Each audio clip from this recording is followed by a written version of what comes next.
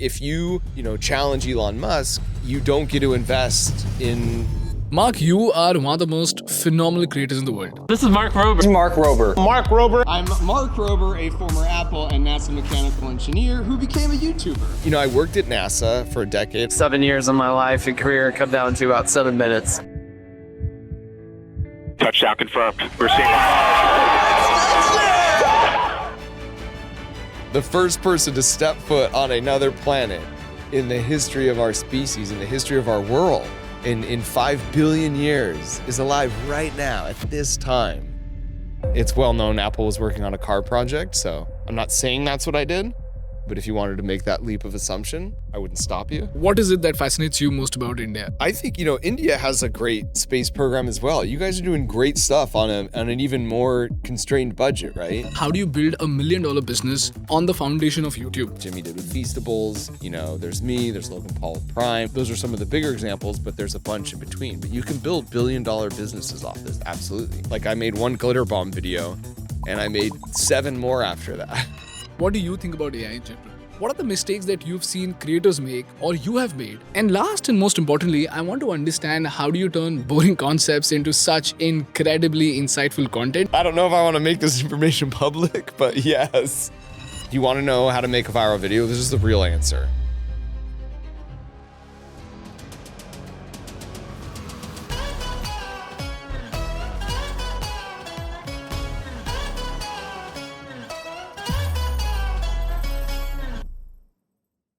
Before we move on, I would like to thank Odoo for supporting our content. People managing projects is always difficult. Countless WhatsApp messages, follow-up emails from clients, deadlines piling up, and one missed task can lead to failure. Ask any project manager and they will tell you that coordination is an absolute chaos. But this is where Odoo's project app can help you out. Odoo is an all-in-one business management software which is trusted by over 12 million users, and its project app gives you everything you need to stay on top of your work. You can create clear project dashboards, set up custom milestones, invite team members, create and assign tasks, and track deadlines all in just one place. Whether you prefer the card-style Kanban view, a detailed Gantt chart, or a clean list, you will always have the full picture of your progress. And within each task through the chatter, you can schedule activities such as to-dos, calls, meetings, reminders, send emails to your clients, or add log notes for yourself or your team members. With Odoo, collaboration becomes effortless. You can add task tags, share files, leave notes, and even work on tasks simultaneously. And the best part is that Odoo lets you manage your entire project for free with lifetime access on your first application. So if you're ready to stop managing chaos and start leading projects with clarity, click the link in the description and try Odoo project today. Mark, you are one of the most phenomenal creators in the world. And what I found absolutely mind-blowing about you is this one reel that I saw a few months ago, where in the middle of a casual conversation, you were giving Elon Musk a suggestion. And then the reel cuts to 7 months later, where Elon says that this is one of the most significant improvements we've made. So it wasn't just us, it was Elon Musk himself who was mind blown at your intellect and your genius. So that's quite extraordinary. I will say, this is funny. I do need to set the record straight. Actually in my next video, I was writing this recently. This is a common misconception, and is Tim Dodd from Everyday Astronaut is the person who is behind the camera for that. Oh, it's not you? What are you saying? But don't worry, a lot of people think that, and I get this a lot on Twitter, and I'm constantly like, Tim is my friend, and he is a very smart human, and we laugh about it. Okay. So do not feel bad. It's a very common misconception. Okay. But even then, I still think you're a genius. Thank you. Thank you. I'll explain why. Because, bro, we run a YouTube channel and we find it extremely difficult to hit 1 million views. And when you think about an educational channel, you often live under this notion that if you're in education, you cannot expect masses to understand what you're putting out. You can't expect a large audience. But then people like you redefine the odds. You speak about science. You've got 65 million subscribers and you get 50 million views on an average like this. And that is quite extraordinary because it speaks volumes about the craft. And, I often had this assumption that great creators often think a lot about their craft. It's not just a YouTube video because 7 years ago, 8 years ago, when I intended to become a YouTube creator, I saw it as a work of art. It was not just a piece of content, it was a piece of art for me. And then recently, Mr. Beast launched a document where he spoke about how meticulously he thinks about content, team, and every minute of his work.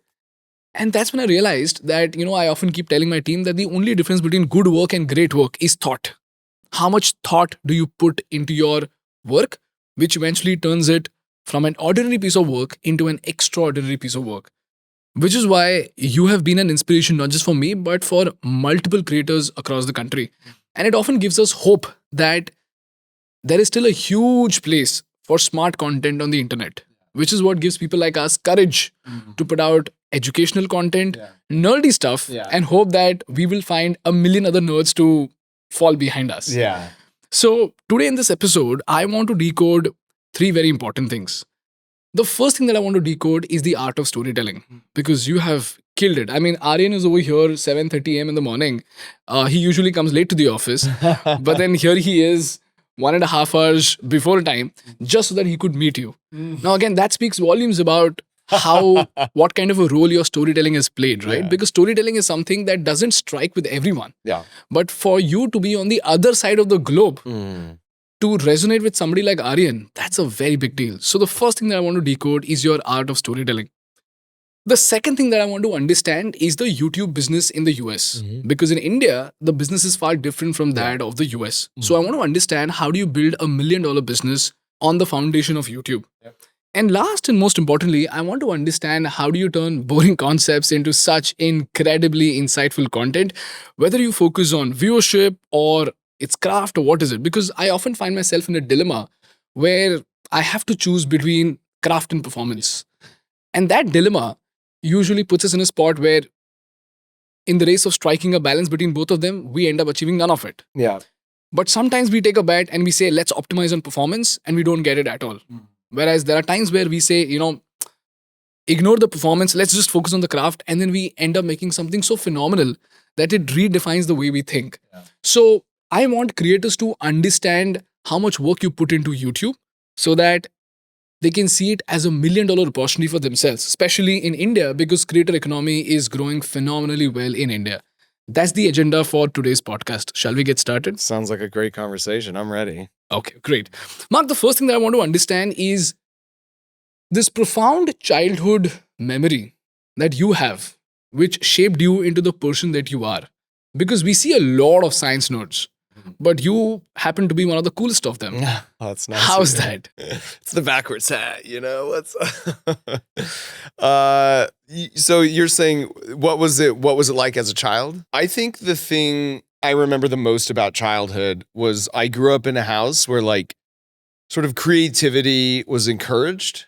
So one of my earlier childhood memories, and we worked a lot. So it was I was expected to help with chores. So my mom was asking me to make a salad to help for dinner. I was 6 years old, and I had to cut the onions as part of preparing the salad. And I remember, crying a little bit and then going upstairs under our sink and grabbing the swim goggles and coming down and putting them on. And now that's people know that as a life hack, but I was 6 years old, right? There's no way I would have been exposed to that as a solution. So that was a novel, creative solution I came up, 6-year-old.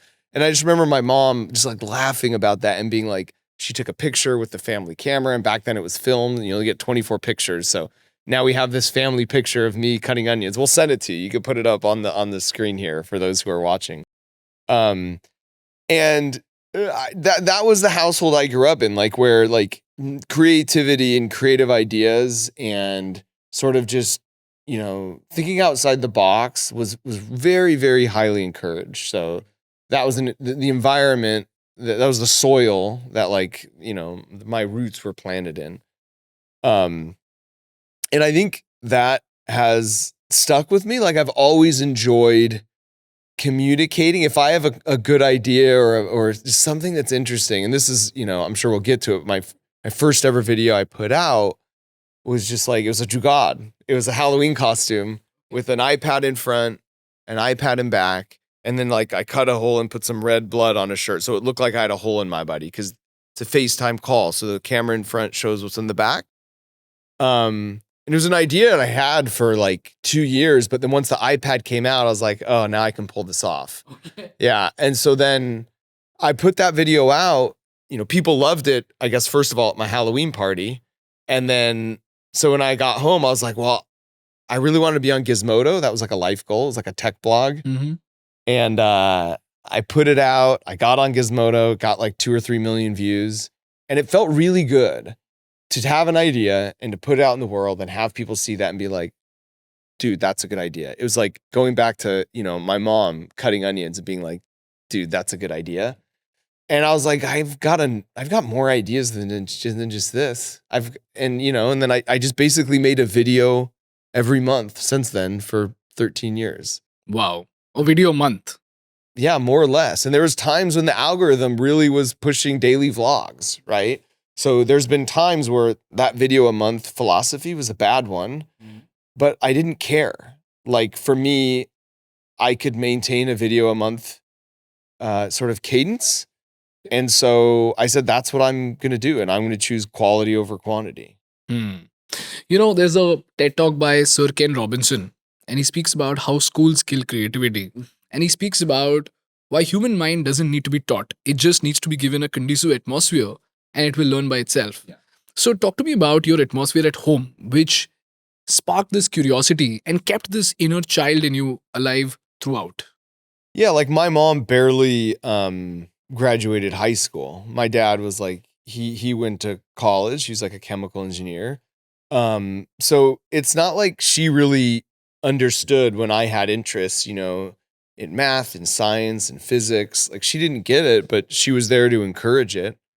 Right. And I completely agree with you. Like, I think being intrinsically motivated by what's interesting to you, you will learn so much. That's why I love like robotics programs at schools. Like if you have a school project and you just really get into it and then you're staying up till 3 a.m. and you're loving it and it becomes a game as opposed to like, I have to study to get an A. You know what I mean? Like that robotic, it's the carrot versus the stick mentality. And anytime you can motivate someone with the carrot, with learning, just learning happens faster, it happens deeper, it sticks with you more, and it opens up more pathways. And that's really something I try and do with my YouTube channel, right? I call it hiding the vegetables, where you see a video, about whatever, an Orbeez pool or a Jello pool, and it's clickbaity. True. Right? And it's very broadly appealing across cultures. Who doesn't love a 15-ton Jello pool? True. But then, when you click on it, it's a story. It's how hard this was. It's the struggle I went through. But more importantly, I'm also telling you about the scientific method. I'm telling you about chemistry, right? So it's like, it's intrinsically motivated learning. It's sneaking in the vegetables. So you have this broadly appealing video that I think now is like 250 million views or something. With a short I made about it, I think it's coming up on like, I don't know, even more than 500 million views on just this video about a Jello pool, but where we're teaching science. So it's kind of a mirror of how I grew up and this idea of just like following your passions to learn and giving that to other people. Because like my favorite thing is like that aha moment. Reading the book Sapiens, we were talking about before we started, was like one of those books that just gave me so many aha moments and changed the way I see the world. And like, I love that feeling. I crave that feeling. And I want to get other people, especially kids, addicted to that feeling because that's such a great motivator to learn. So in some ways, I'm like a gateway drug to that, right? Where kids feel this, they experience this feeling. And then at the dinner table, they're able to tell their parents about this chemistry, or they're able to tell their parents like how rockets work. And they're like, man, that feels good to learn something and to be able to explain it. I'm now motivated to go seek that out in other ways, right? So it's like what I'm doing with my videos, they're not a full education on everything you can learn, but they're just enough of a little sample that gets you addicted to that makes you then go and seek that feeling elsewhere. So what did your mother do right, because of which you're so curious even now? I think some of it, a little bit of this is the nature versus nurture, because I have two siblings who were raised by the same mother, and I would say I am more curious than they are. So part of this is like, you can't attribute all this to my mom, and kids come pre-programmed. If you talk to any parent who has more than one, they will tell you they come pre-programmed, right? Okay. Having said that, I think there is some part of raising someone and being a parent that you can contribute and sort of maximize their potential. And so I think with my mom, she was very good at being more hands-off, setting up the situation for us to succeed, but letting us fail too, right? Like when I ran for student body president as a sixth grader, I remember coming home and just being really excited. She was there. She helped me, craft my campaign, and she had cookies waiting. It was like, hey, how'd it go? And if I wouldn't have won, then she would have been there to be like, hey, bud, like, it's all right, but this is life, But if I did win, then she's there to cheer me on and support that, right? But I think something that parents don't do, I just read a book on this called The Gift of Failure, is we don't allow our kids, we just put them in bubble wrap. And any pain they feel, any struggle they come up, we immediately want to come in and solve it. So if your kid is getting bullied at school, you know what the best thing to do is? Let them figure it out. Like, don't step in, don't talk to the principal for them, don't talk to the other parents and solve it for them, because what are you teaching your kid ultimately? You're teaching them they're not capable of solving their own shit, right? And that's the worst lesson you could give them, especially when they need to head out into the world. And so, you need to let them fail within guidelines, but let them feel disappointment. Let them try out for the soccer team and not do well. And don't just solve all the problems for them, right? And I think I grew up in that kind of household, so that when I was 18, or 19 and ready to go out to school, like I was ready to be in the world, because I'd been doing my own laundry. I'd been getting myself up for school since I was in second grade, making my own breakfast, right? Like, my mom never did any of those things for me, not because she was lazy, but because she was just like, dude, you're capable. Like, you can do this, right? That's empowerment. Yeah. At a very young age. It's empowering for sure. That's what most Indian parents do. Figure it out. That's great. Yeah. It shows. I mean, I think just so far my exposure to like Indian culture, like just the innovation here and just the optimism here. I feel a real kindred with like the Indian people, especially with like the STEM and the science and the technology. This is my first time here. It definitely won't be my last. What is it that fascinates you most about India? Honestly, and I know there can be a negative connotation. I'm curious, like with Jugaad, do you have like a negative connotation, or is it a positive connotation or neutral? It's very, very subjective, because there are a billion people. Yeah. It's quite subjective. In fact, in India, every 100 kilometers, you will see a change in dialect. Wow. Every state to state, you will see a change in language. You will see different cultures being followed. People will wake up at a different time. They'll worship a different god altogether. Yeah. So when you ask me a question, it's never an objective answer. That's it's interesting. always subjective. That's and interesting. No matter, even if I live in India for 100 years and I try to visit every corner of the country, I will still not be able to represent even 1/10 of the population. That's wild. I mean, America's a little bit like that, like San Francisco versus someone from Florida versus someone from New York, but not to the same extent. But yeah, so to me though, like this Jugaad, the fact that you guys have a word for this of like coming up with a clever solution based off limited resources is just like, I love it so much because, I worked at NASA for a decade. I worked at Apple for 5 years, where when we have a problem, you could throw $1 million, $10 million at it to solve it, right? But I respect so much more, and I try and do this with my own videos. I'd much rather come up with a solution just made with junk from around my house, like 2 iPads for a Halloween costume, versus some really fancy thing, right? Like I could have made that with a screen and programming and a Raspberry Pi. It's so much cooler to do that with 2 iPads, right? Yeah. Because it's just like more digestible for to a larger audience. Correct. Right? And I think just the Indian ingenuity and sort of innovation and inventiveness is just captured in that Jugaad of just like coming up with a solution based on the resources you have. And a lot of times it's more clever given all these constraints than some really, really fancy solution that would be very complicated. In fact, I'm actually doing, because I want the world to know more about this Indian ingenuity, while I'm here, we've got, we're doing a competition for the next couple months.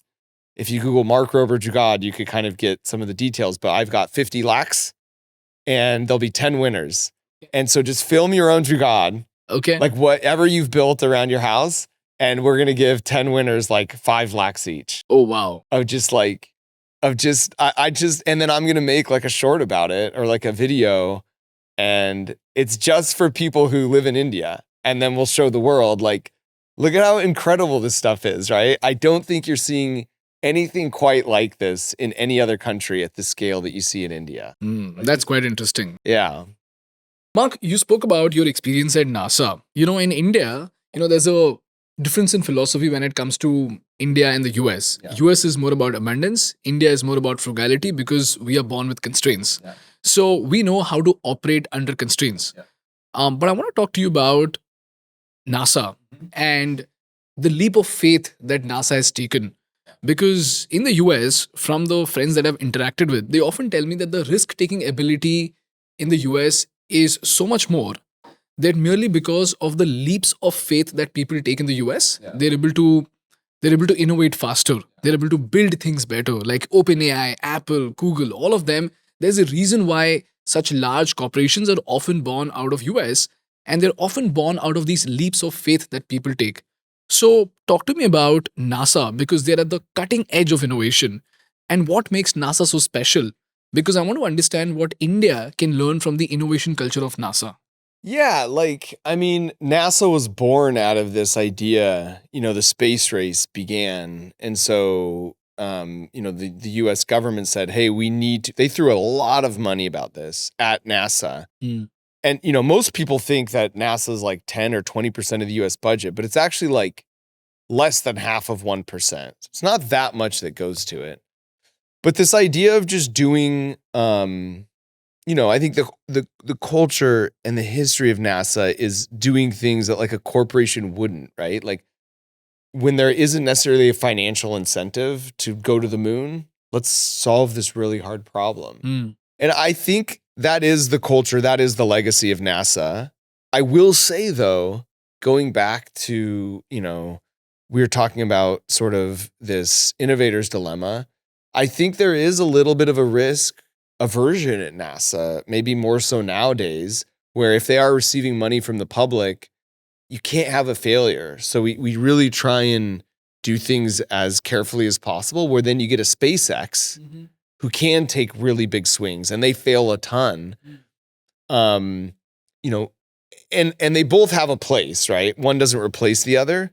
But I do think there's more innovation coming from a place like SpaceX in some ways, because they can really, really be bold and throw a lot of money at the problem. The beauty of NASA is that we do things, again, that you don't get a commercial return. So right now they're working on a project to send something to an icy moon of Jupiter. Okay. And what's really cool there is, like, we know the top surface is frozen water. We know the core is molten lava.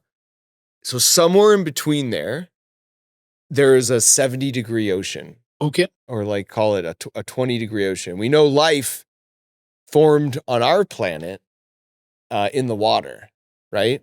So the thought is we're going to fly something out there. We're going to drill into the ice. We're going to put a submarine down there and basically see if anything eats it, right? Okay. That is something that there's no incentive for a US corporation or any company to do. There's no financial return on that. So how do they decide on that project? Because if you think about it that way, wherein there is no motive, there is no incentive, then people could be doing all sorts of stuff. They would be like, let's go to Pluto. There's a huge committee to decide. And at the end of the day, it's like, for the dollars that we could put into this, what's the highest return on knowledge that comes back, right? So how would you define it over here in this context? Well, like, to back up a little bit, like going to, let's say, Venus first, like when we study other planets, when we study the solar system, a huge benefit is we learn way more about us. We learn how our planet came to be. We learn maybe some warnings for our planet. Venus, for example, has runaway global warming, right? They have clouds. Venus is actually hotter than Mercury, even though Mercury is closer to the sun. And this is because they have all these clouds and it creates this greenhouse effect. So we could study Venus and then we could look back at Earth, and NASA has a bunch of satellites that are looking at Earth, and we're like, well, let's make sure that doesn't happen to us. And we actually see warming going up, and we see actually there's more greenhouse gases. So we're headed on the path to Venus. And had we have not gone to Venus, right, we wouldn't have learned about that. Or, I was working out when I was at NASA. I worked for most of my time on the Curiosity rover or on Mars, but I did work on one project called SMAP where it, circles the Earth and it takes soil moisture level samples from space. And so that project costs like $500 million, $500 million. And you could feed all of the continent of Africa for something like a day and a half for $500 million. Or you could invest in this technology and this satellite, and then they make all the data public. So it's like they now know when a drought's coming. And they now know, hey, instead of planting over here, you should be planting over here, right? And that knowledge will help feed that continent of Africa for much, much longer than just like a day and a half, right? So it's kind of an investment of resources, and you don't always know what the learning will be, right? There's a lot of offshoot technology that comes from exploring space, like lasers, which impact our lives so much today, like came from developing some technology for the space program, right?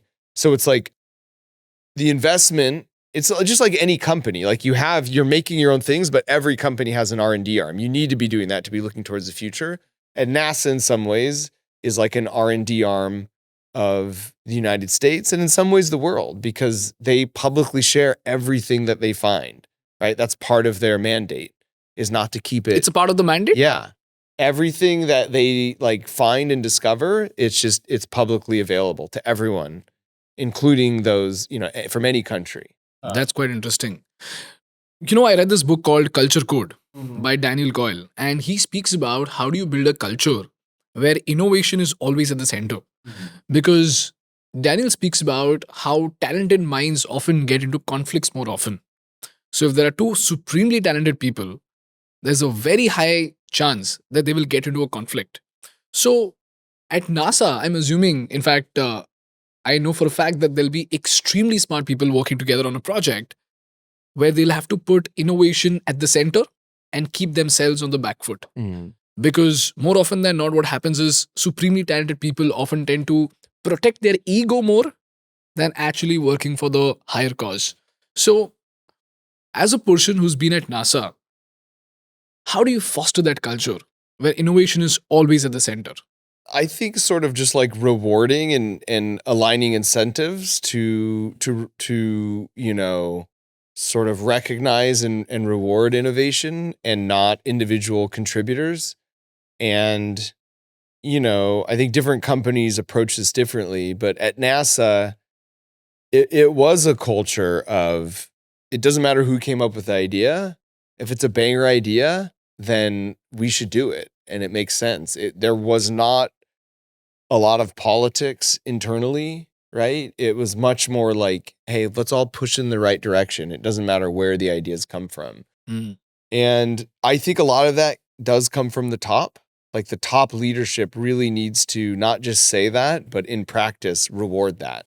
Can you give me an example? Just like promoting, we had some engineers who were very young and green who got promoted very early because they were, the ones who were sort of coming up with the best ideas. So it didn't matter if you've been there like for 40 years, right? If you were just a savant at these things, then they would give you more responsibility and let you sort of progress, right? And that's something management has control over. It could be like, nope, you got to be here 40 years before you could achieve this rank. It's like, no, if you're good, then you're going to get more responsibility and lead a team to be innovating and doing great stuff. I'm thinking about it at an organization level. When there are 1,000 people working at a particular organization, how many people, by the way, work at NASA? I think across all the centers, probably something like 50,000. 50,000. Fact check me on that. So when you've got an organization of that size, you're bound to have hierarchies, right? There's somebody or the other who's going to be managing you. And when this kind of promotion happens based on innovation, there is a tendency that the manager or the superior might just hold back ideas from you, because of which you may not get recognized. So I'm thinking about, how do you scale this across an organization which is as big as NASA? Yeah, and I think it's not easy. And the bigger you get, the harder this is, But, I was actually talking with Mr. Beast recently about this, where it's like, if you shouldn't just pay all your employees the exact same amount, especially not just based on seniority, but if you have someone who's like really producing a lot, you should be making sure that they're compensated because they're really helping you a lot, right? Yeah. So I think that's one way to do it with management, is making sure that like those who are really producing and mattering for you feel very taken care of, because they're the talented ones who have the opportunity cost, right? If they can go and work somewhere else and make 8 times as much, you need to pay them that amount to stay with you. Otherwise they would leave, right? True. So I think that's like one philosophy of like encouraging innovation and output versus just like, I'm so against bureaucracies. I'm so against like internal politics. I'm a big fan of meritocracies and just like whoever is helping, for me, my goal is to reach as many brains as possible with this message that science and education and just, again, getting them addicted to that aha moment. And so everything comes down to that. That's our North Star. Got it. Those who help me accomplish that goal most, I want to make sure I keep them around and they continue helping me. Those who maybe act in a manner that don't help us achieve that, then it's like, this isn't the best place for you to work, right? There's going to be other spots for you. Yeah. I can think about how this would play out for an organization of 100 people or 200 people. Now, when you think about an organization as big as NASA, and where there are 50,000 people, it's quite impossible to make sure that the last person in the hierarchy also gets a voice. So here's what I'm trying to understand. If there is a lead who has about, let's say, 30 people working below this person, now these people at the bottommost level are bound to report only to the immediate superior. Yeah. But then if these juniors are about to get promotion very, very quickly, because of which the junior could then go on to become a senior, how does the organization make sure that A, the leaders are honest enough to make sure that they're propagating the ideas from the bottom to the top, and B, not think about their place in the hierarchy post promotion of the junior? I think it comes down to the junior, and I've had some experience with this. Like when I was at NASA, actually, we didn't have any central knowledge base. So the idea of like a Wikipedia for NASA didn't exist. So I had this idea. So people would retire and they'd leave with all of their information, their knowledge, right? There was no central database where you can go and have learnings passed down. And it seems kind of obvious in hindsight, but this would have been like 2008 or something, or 9. So I led an effort, and I eventually got like the highest award you can get at NASA for doing this. But I led an effort to create like a knowledge base at JPL, where I was at, Jet Propulsion Lab. It's one of NASA's centers. And the way I did that was, I didn't say, this is my idea, this is me, I did this thing. It was always a we thing. And I worked with my boss and my boss's boss and my boss's boss's boss. But I started with my boss and I said, I have this idea. I think it's really cool. Hey, let's do this together. And I made him part of the process, right? And then I did the same thing with his boss. And hey, this is us. And he was incentivized then to take me around to his superiors because he was part of it and he was getting credit for this. I did the same thing at Apple. I have a patent for using virtual reality in self-driving cars. It's a very extensive patent. Okay. And when we got it, we got everything more or less granted. So we were the first people to kind of think about it on these terms. And I'm the lead author on this patent. Okay. And this was sort of a side project for me, but at Apple as well, there's people on that patent who, I'll just come out and say it, didn't contribute as much, but guess what? They were my boss's boss's boss. And I wanted their buy-in because I knew I needed their buy-in to get it to their boss, right? So, I think your good A players, the people who are good in an organization, even if there are sort of some politics involved, the really A players will figure out a way to rise up, even if there are a bunch of, and if it's such a toxic culture there, they'll just find a different job where they don't have that toxicity. I will say this about Elon Musk is I think he does a good job of creating companies that have this sort of meritocracy built in, where like if you're good and you really know your stuff, even more so than NASA even, I think it's really easy to move up the ladder at a place like that and have a massive impact, even if you're only like 23 years old, right? Very interesting. Speaking of A players, I want to understand, how does NASA pick its A players and how did you get in? Like, walk me through the process and help me understand your thesis behind why you got selected and how did they gauge that? I mean, I was just really lucky. My resume was in a stack of, a college professor was like, hey, NASA's hiring. And I was like, okay, well, sure, I'll put my resume in there. And yeah, I was just lucky enough they selected me. There was this one engineer there, his name was Don Bickler. He invented like the rocker bogie system, which is like this, the rover has 6 wheels and it's like there's a pivot and then a second leg on another pivot. And there's a lot of reasons why, if you do all the math, that's a superior way to build a rolling vehicle around Mars that will get you stuck less often, even on Earth, same thing. So he's this old, we call him graybeards.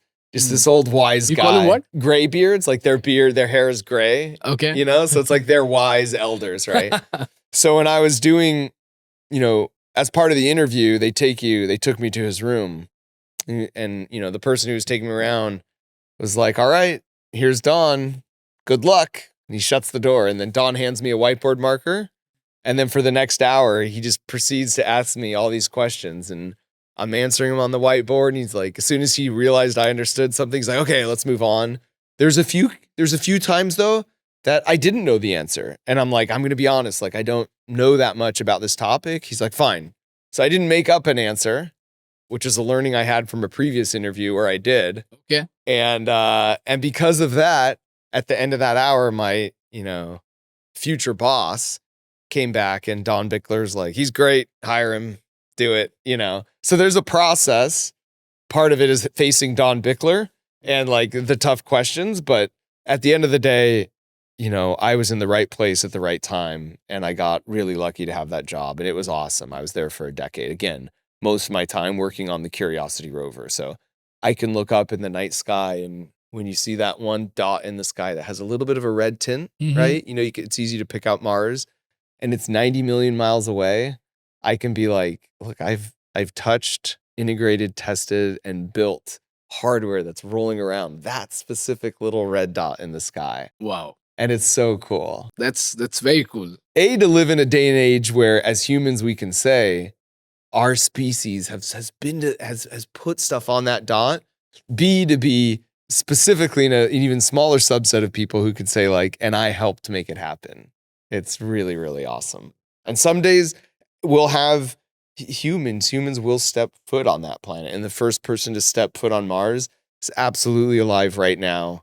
They could be listening to this podcast. That is so interesting. It's so cool. They're alive. They're alive doing something. They could be sleeping. They could be eating, but they're the first person to step foot on another planet in the history of our species, in the history of our world, in 5 billion years, is alive right now at this time. That's so cool. That's so exciting. That's very interesting. Mark, just to conclude this discussion on NASA, if you were to draw 3 very important lessons that India needs to learn from NASA, what would those 3 concrete lessons be? I mean, I think India has a great space program as well. You guys are doing great stuff on an even more constrained budget, right? So again, it's like this Jugaad thing of like limited resources and doing really, really cool shit, right? So first of all, I want to give massive props to the Indian people and their ingenuity. But I think, 3 lessons, I would say one, maybe, this idea of pursuing the greater good, right? Of knowledge for the sake of knowledge. Sometimes you do things and you don't know what the ROI is, and you just do it, and then you learn. So just expanding human knowledge. I think there's something very valiant in that, and I think NASA embodies that. Maybe 2, the taking risks aspect, especially sort of, that is the foundational roots of NASA, of doing things that had never been done before, putting human on another celestial body, the moon. And now, robots and stuff to Mars. Part of why we go to Mars with the rovers is they're sort of like real estate agents. And they're understanding, okay, how much solar radiation is here? And can you plant asparagus in this soil? How hot does it get? Where is there water? Where is there not? So these guys, these rovers that we're sending and these instruments and these orbiters are all there gathering in the knowledge for us to one day go to Mars, right? And then, so the risk aspect. And then 3, maybe it's like the cooperativeness, right? A big mandate of NASA is also working with other countries. Like every project I worked on there was some sort of cross collaboration with another country. That gives you more access to knowledge? I think it's just we tend to get territorial, and even now things are getting more nationalistic. So this idea that like, look, at the end of the day, we're all on the same team here, regardless of what country you were born in or what flag you wave or who your leader is. Like, we're all human beings. And so the more we can think synergistically and work together to push ourselves forward versus, being the dogs in the house who are just like fighting for resources, like the more we can, it's just better off for humanity as a whole. And I think NASA really embodies that. And that, again, is part of their mandate to work collaboratively with the other space agencies in other countries. Very interesting. Talk to me about Apple's culture, because Simon Sinek put out a very interesting question when he said that Apple and Samsung both have access to the exact same resources, the exact same talent, and both of them have $1 billion in their bank accounts. But even then, somehow Apple tends to outperform other companies by a mile because of their culture. And since you've been an insider, what is it about the Apple culture that is so special? One thing is that and if you read Steve Jobs' biography or Johnny Ive, who's like the head of industrial design there, one thing that they do a few things really well. One is simplicity, right? That was a big thing when Steve Jobs came back. They had all these projects going. He killed all of them and said, we're just going to be 4 things, iPod, computers, just like very simple, right? And we're going to have one product within each of those. And so that ability to like laser focus and say, if it's not a hell yes, it's a no, I think is a very powerful learning for a lot of companies. Just like push in one direction, just laser focus. I think that's something they do very well. I also think though, and this is something that came about with Steve Jobs and Johnny Ive's relationship, and I've experienced this myself, is there's a product design group, the industrial designers, I should say, ID, who there's not that many of them. It's like maybe 20 at Apple. Just 20? Yep. Okay. And it was originally led by Johnny Ive, but they are like the gods of Apple, and they don't even have engineering backgrounds. What do you mean, gods? They decide what things look like, what the product is, what the relationship is with the product, what product should be, sort of, we should even investigate. So I was working in the special projects group for 5 years. I can't say exactly what I was doing, but the patent I did relates to cars. And it's well known Apple was working on a car project. So I'm not saying that's what I did, but if you wanted to make that leap of assumption, I wouldn't stop you. And on that project, you would expect to see there was one or two of these 20 PDs, or sorry, industrial designers. But yeah, we call it like the PD team or the ID team. Sorry. So these guys would say, you know, this is what it should look like. This is what it should do. This is how it should operate. And a lot of times the engineers at normal companies, at most companies, it's the engineers who sort of lead things and be like, well, it has to have 12 screws because physics states that it needs to, right? But what would happen is like the ID team would come back and be like, this is what we want the product to be, and it should do this and this. And the engineers would be like, that violates 7 laws of physics. Okay. And the ID team would be like, I don't care. Figure it out. You know, and maybe, you know, and because of that, I'm being challenged in that way and putting the product and the relationship with the product first, not these, what are a lot of times artificial constraints on what's possible and not. You achieve these seemingly impossible results. Can you give me one example that you witnessed? One common example that everybody can relate to? Yeah, because I can't give specifics on my product, but I will say like, I know in Apple's history, because this is public, where it's just like the idea of putting a handle, you know, when the iMac came out, remember? And it used to be like you have a tower and then you have a screen and there's all these things you have to plug in, then you have a mouse, and Apple said like, these should be friendly and approachable. And like the ID team, you know, first of all, made that whole system, the back was kind of like translucent and they had colors and they had a handle. Yeah. And just, you don't use that handle very much. It's like, it just sits on your desk. But the idea that it even had a handle just said, hey, I'm friendly, right? Like your relationship to me, I'm something that helps you and that we work together on things as opposed to this thing to be feared, right? And I'm simple and I'm easy and I'm clean, you know? And like, that's an example where the engineers were like, that's going to cost an extra, you know, 78 cents, you know, or by the time you get all the tooling, millions of dollars. Why would you put that on? Where's the ROI, right? And they're working off a spreadsheet. But so much of this is, it's heart driven, right? And it's like, what is the story of the product?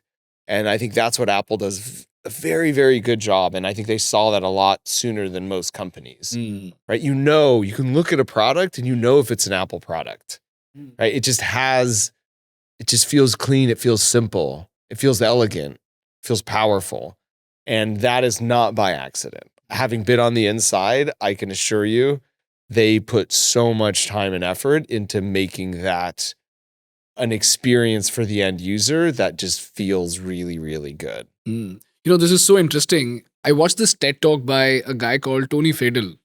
He worked with Steve Jobs on the iPod. Yep. And he spoke about a very interesting example where Steve Jobs, Radio Shack, if I'm not wrong. Yeah, that's what it was, right? Yep. So Steve Jobs often used to get gadgets from Radio Shack and they never used to be charged. So he was like, I was so excited and I got this tech product, but it is not charged yet. So why don't these tech products come with a 30% charge?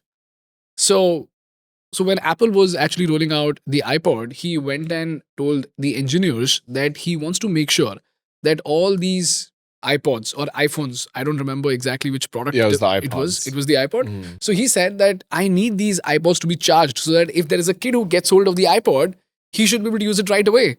And the engineers said that it's going to cost us millions of dollars, just like you said, because we will have to find a way to charge all the iPods that are being manufactured. So instead of going straight from the factory to the packaging, we will then have to design a system just to charge them.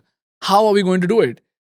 So he said the same thing, figure it out. And they figured it out, because of which today it's become a gold standard for all the tech products to do the same. Yeah. Which is so interesting. Now, my question is, when Steve Jobs did this, you could say that, you know, he was a genius, he was a visionary, and because of reality distortion, he was able to convince other people about it.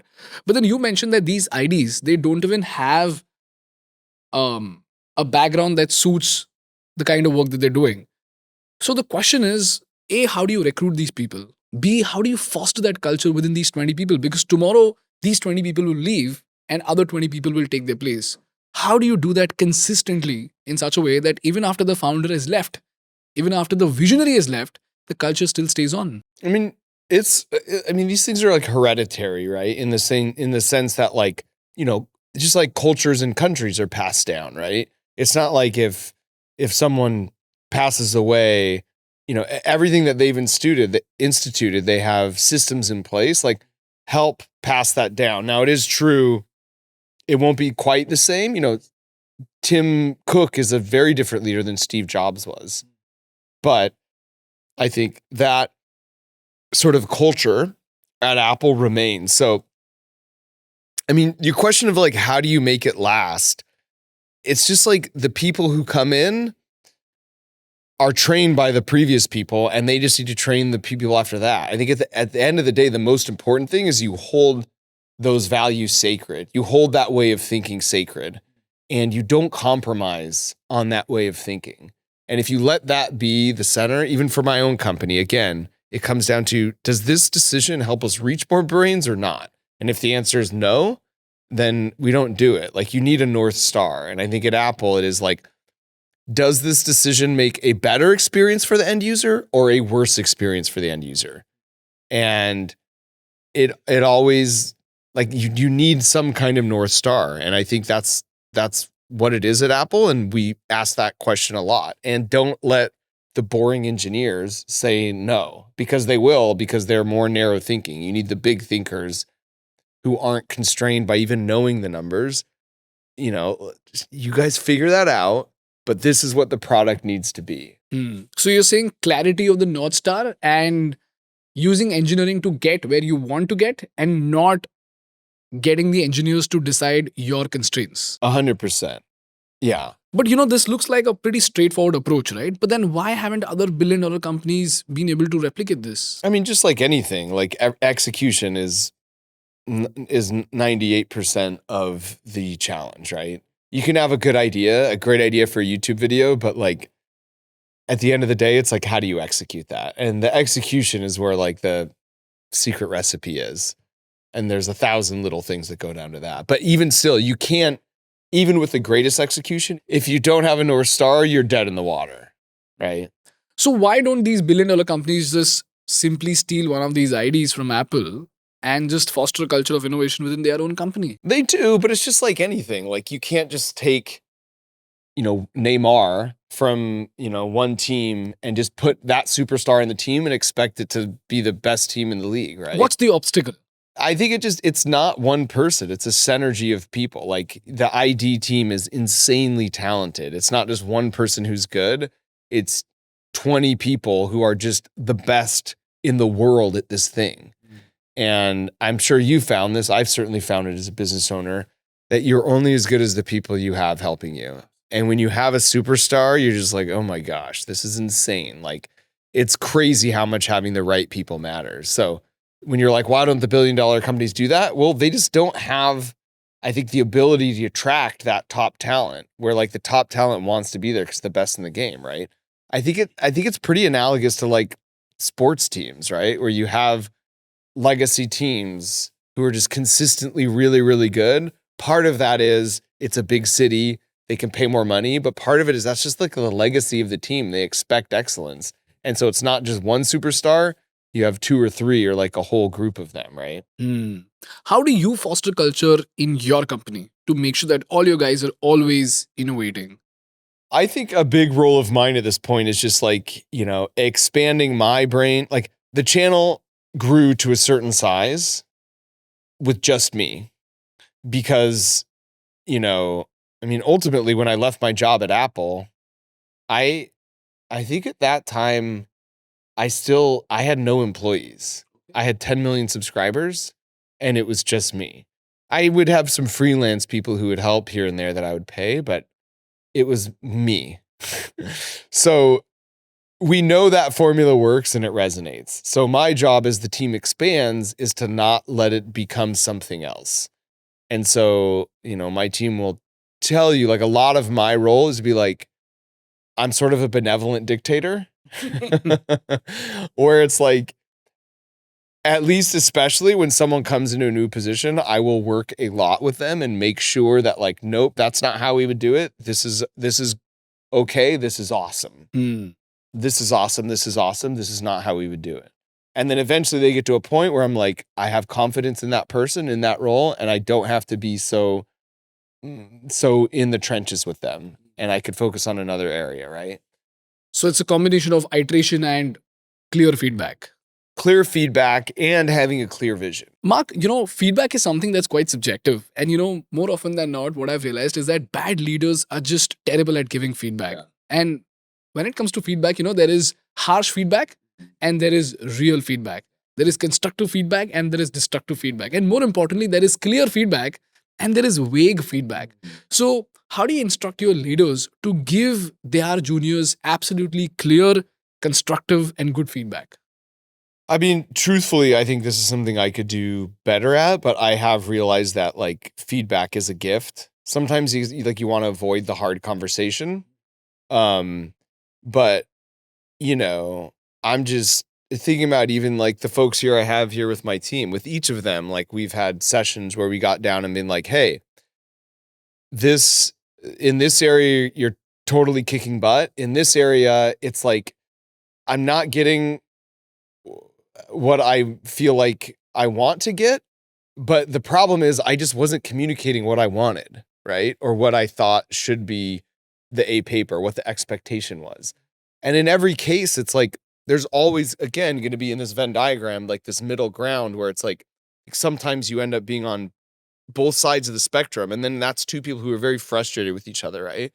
But then there's going to be this middle ground, this sweet spot where you're just like working together and just pushing in the right direction. Like you want to push together in the right direction.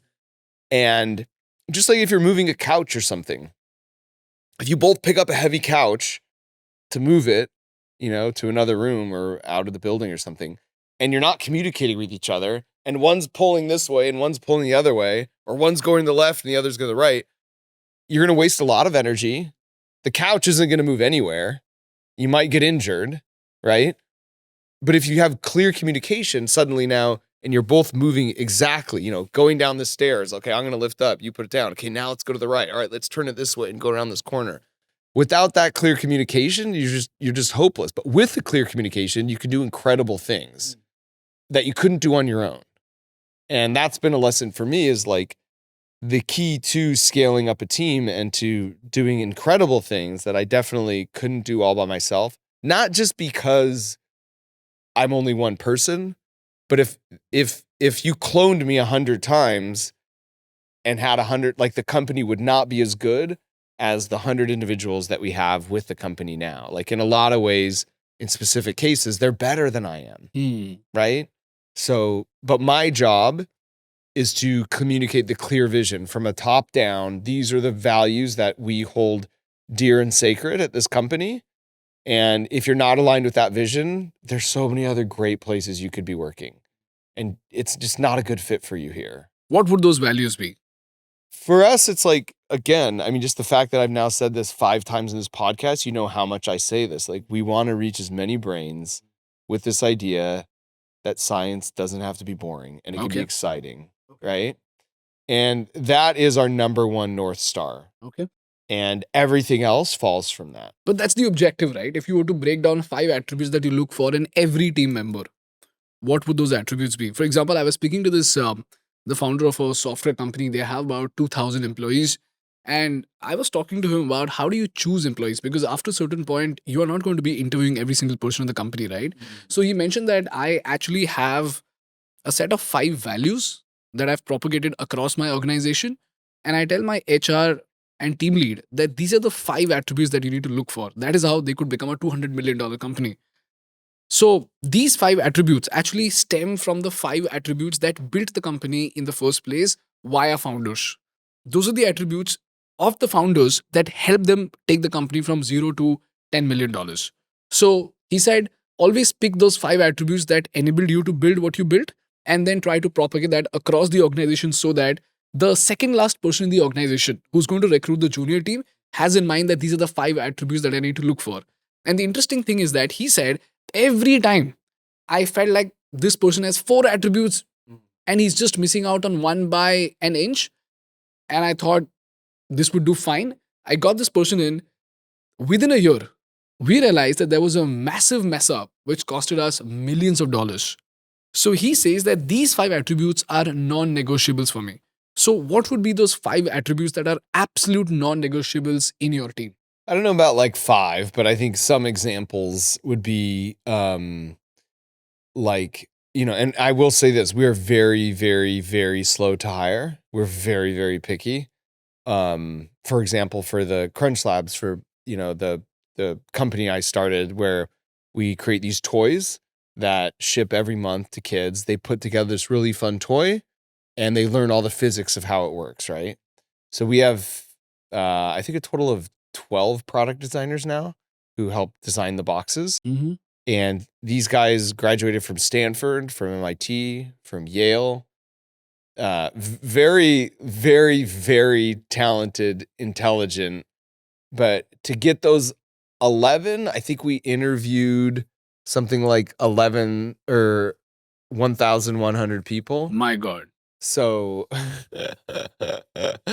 so we are very, very, very trained. Part of that, there's a design challenge where we give them like a piece of paper and a paper clip, a rubber band, and like a water bottle and some glue. And we say, make a fun toy with this. Okay. And that's like an amazing part of that. And pretty quickly you see who is very talented and creative and, who's good at Jugaad, basically. But on top of that, they have, these, just like it's just a way of thinking, which again, this is why the Indian innovation part of your guys' culture is like so exciting for me. It's like, this is what we hired. We want guys who are good at Jugaad, basically.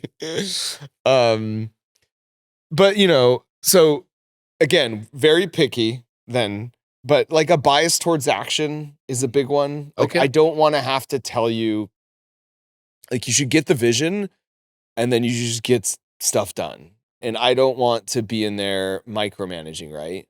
So people who just kind of see where the holes are in the company and then work to fill those. Proactiveness. A big one too is like being able to work together. Like, we have a great culture. Everyone kind of hangs out and it's like being a team player, basically. If we have someone who's creating sort of, one bad apple, really can affect a lot of people. And so if we have a situation where there's an employee who is, and by the way, that's not just like a bad apple who isn't sort of who is negative, but just someone who's not producing. If you have a C or a D player, that just brings everyone down. It's demoralizing because it's like, I'm working so hard. This person hardly works very hard and they're not good. Yeah. And they're also getting rewarded and like sticking around. And I don't even want to go to them because it takes more work to talk to that person. Those people don't stick around. And again, it's not like, hey, you're not good enough. It's like, this just isn't the right fit for you because we're trying to do these big things. We're trying to reach these many brains and you're not a good ROI for us to accomplish that. Maybe at another company you'd be better suited, but for this pace and this attitude you need to have here, this isn't the right fit for you. Got it. And I would just say, on top of that, you have to be willing to learn and to grow on the job and to, you have to be excellent in some way. Whatever it is, if you're an accountant, you have to be really good. If you're a product designer, you have to be really good at that thing, kind of like a specialization of labor. And part of that comes from just like, you don't need to know everything when we get there, but you should be a sponge as much as possible and soak up and learn. And so, I think if you have those 3 things, just like a bias towards action of just keeping your head up and looking around, seeing how to help, you're a good team player, you work well with others, and you contribute positively to the company culture. And then you're just willing to learn and get better and be excellent in your domain. I think if I have someone who has all 3 of those, then like, heck yeah, let's do this. So Jugaad, bias towards action, team player, and their ability to learn. Exactly. Got it. Mark, now I want to talk to you about your YouTube process. 50 million views is what I'm trying to decode so that I can take learnings from you and get 50 million views. Okay, if not 50, at least 5. Okay. That would be just fine.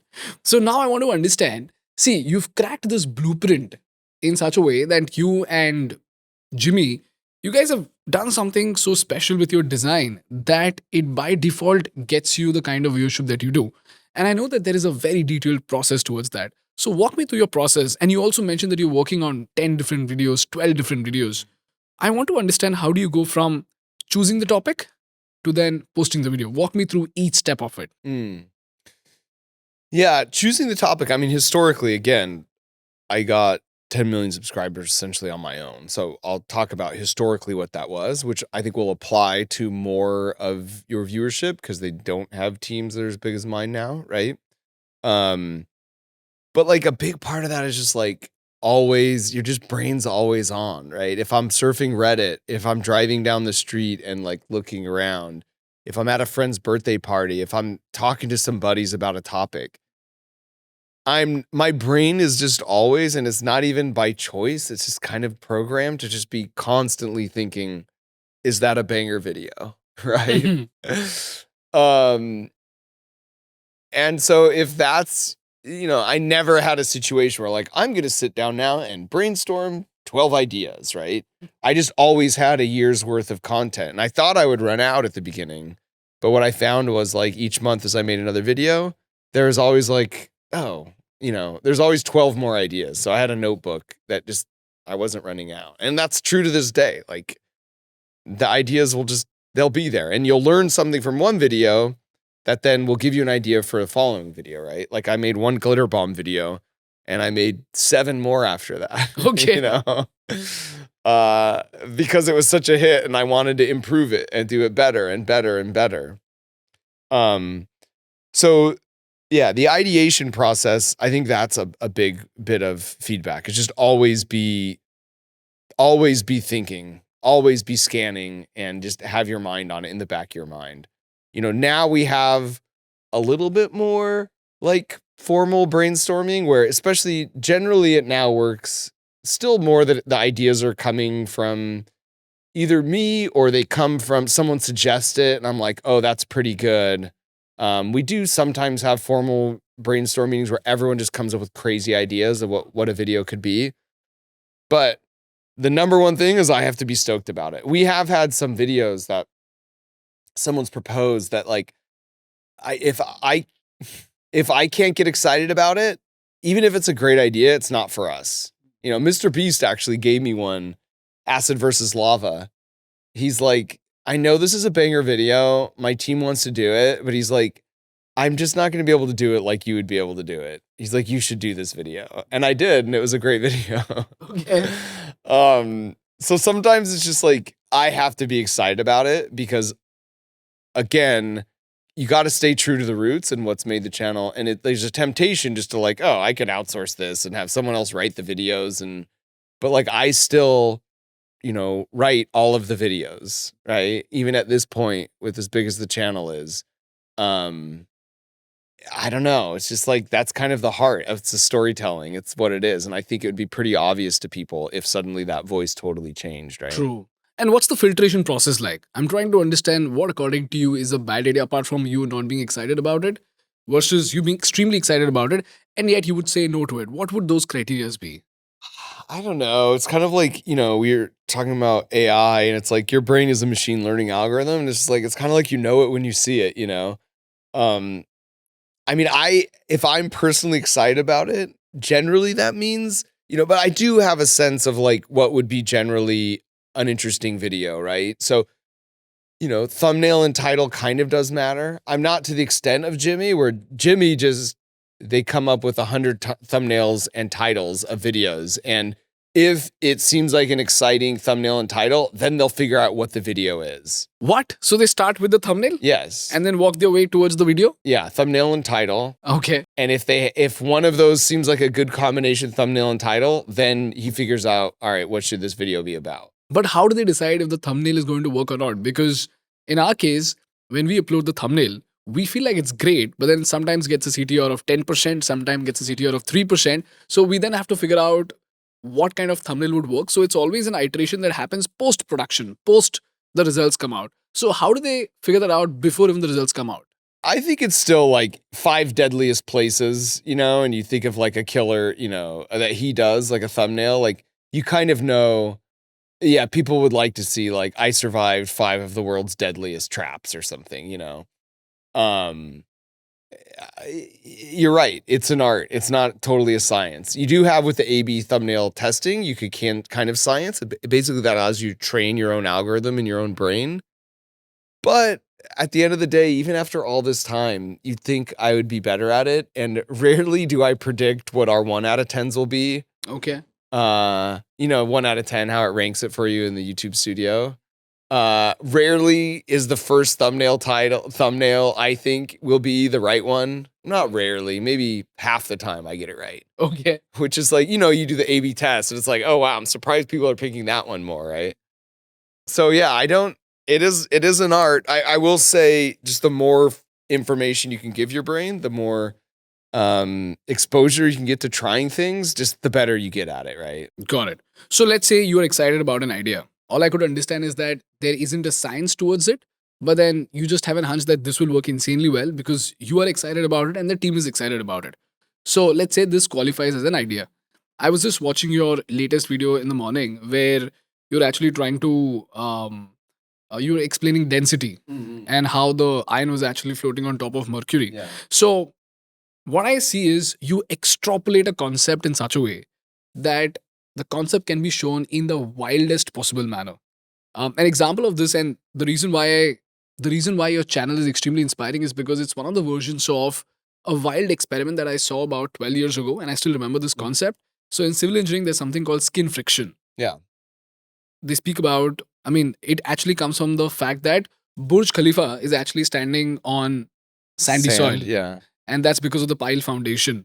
So in my college, we had this activity where we had to explain one concept in the most interesting way possible. And that's what I was able to recollect the fact that, a few years ago, I watched this video where they actually stacked one page on top of the other. They did that for 2 entire books.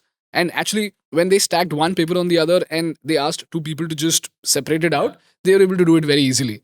But then when they did it for an entire, when they did it for 2 books together, the friction was so much that even they said that in fact, 2 horses will also not be able to Wow. take those books apart. So that's how I learned the concept of skin friction through some random YouTube video. You just gave me an idea for a banger short. Okay. Which is we get 2 horses and 2 books. Yeah. So I watched that YouTube video where they spoke about how skin friction is so powerful that you can't get 2 horses to separate the books because of the friction between the pages. And then a few years later, I found out from Discovery Channel, I guess, where they spoke about how Burj Khalifa is standing tall on sandy sand because of skin friction. And then somehow recollected it during that time. And then I told my students, my friends, that you know what, I'm going to explain skin friction to you. Can you imagine how is Burj Khalifa standing on sandy soil? People were clueless. I said, I'm going to explain this to you using pages. I love it. And then I got 2 of my friends to come and pull off the pages. They were able to do it very easily. I said, now you're going to do it again, but this time it's going to be slightly more difficult. So I wrapped I stacked one page on the other and I gave them the books. And then they thought it's going to be pretty easy. So they tried to pull it apart. They couldn't. And then I said, why don't 2 of you guys try it out from each end? Yeah. They tried out, it did not work out. And then we kept on extrapolating that to an extent where 5-6 guys, the maximum possible guys who could hold the book on one end, could not pull it apart. And then I said, this is skin friction. And this is the reason why Burj Khalifa is standing on sandy soil.